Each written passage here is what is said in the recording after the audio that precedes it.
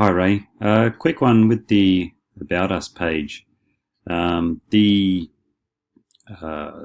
tick boxes here.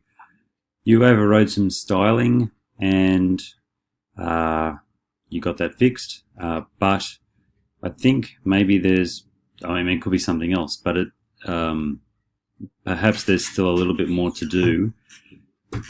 You can see here that the space is there's too much space there.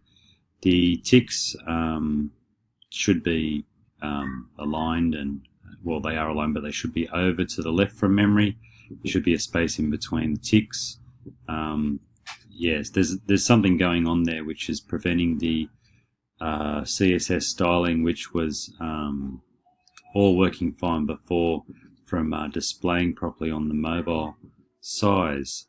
It's at that size as well, and